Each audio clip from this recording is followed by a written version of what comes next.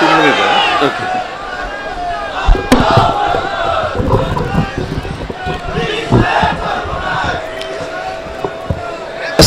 আলাইকুম ওয়া রাহমাতুল্লাহ। আশা করি সবাই ভালো আছেন। আল্লাহর কাছে শুকরিয়া জ্ঞাপন করছি, গত বছর নিয়ত করে আসতে পারি নাই, এই বছর এই পবিত্র ভূমি এবং এই পবিত্র সমাবেশে, রহমতের সমাবেশ, যেখানে আলেম ওলামা থেকে শুরু করে সাধারণ অসংখ্য আমি মনে করি ভালো মানুষ এবং নেককার বান্দা এখানে উপস্থিত আছে, তাদের মাঝে উপস্থিত হতে পেরেছি। আমি উপস্থিত হয়েছি দুইটা কারণে। একটা হচ্ছে এইখানের কোনো আল্লাহর বান্দার যদি পছন্দ আল্লাহর হয়, তার মোনাজাত দোয়া এবং নামাজ যদি কবুল করে নেয়, সেই উসিলায় যারা আমারটাও কবুল করে নেয়, এটা হচ্ছে এই একটা অন্যতম লক্ষ্য উদ্দেশ্য।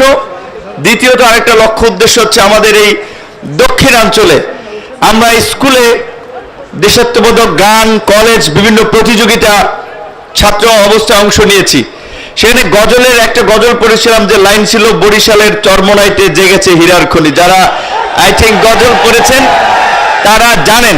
তো তখন বুঝি নাই এটার মানেটা কি, কিন্তু এখন তো পরিপূর্ণ মানুষ সবকিছু জানি। এখন বুঝতে পেরেছি যে গজল যিনি লিখছিলেন কেন লিখছিলেন। তো আজকে এই পীর সাহেবের আমন্ত্রণে এবং ইসলামী আন্দোলনের প্রেসিডিয়াম মেম্বার, যিনি রাজনৈতিক দলগুলোর সাথে সমন্বয় করেন, যোগাযোগ রক্ষা করে একটা লিয়াজু মেনটেন করেন, আশরাফ আলী আকন ভাইকেও ধন্যবাদ জানাই যে তিনি আমাদেরকে এই সুযোগ করে দিয়েছেন আসার জন্য। তার যদি মেহনত না থাকতো তাহলে হয়তো এখানে আসা হতো না।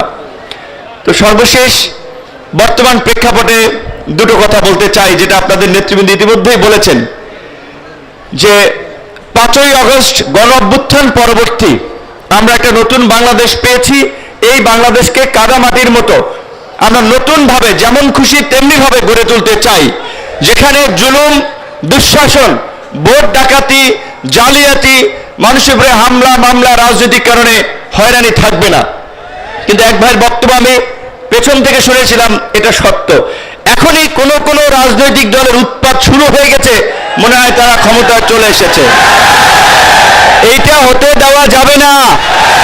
আমি যে কয় জেলায় গিয়েছি, উপজেলায় গিয়েছি, পরিষ্কারভাবে ডিসি, এসপি, ওসি, ইউনোকে বলেছি, বিএনপি, জামাত, ইসলামী আন্দোলন, খেলাফত মজলিস, গণ অধিকার পরিষদ, যেই জেলা উপজেলায় যেই দল সক্রিয় আছে, জেলা উপজেলার সরকারি প্রত্যেকটি কাজে সকল দলের প্রতিনিধিদেরকে নিয়ে আলোচনা করে মতবিনিময় করে কাজ করবেন।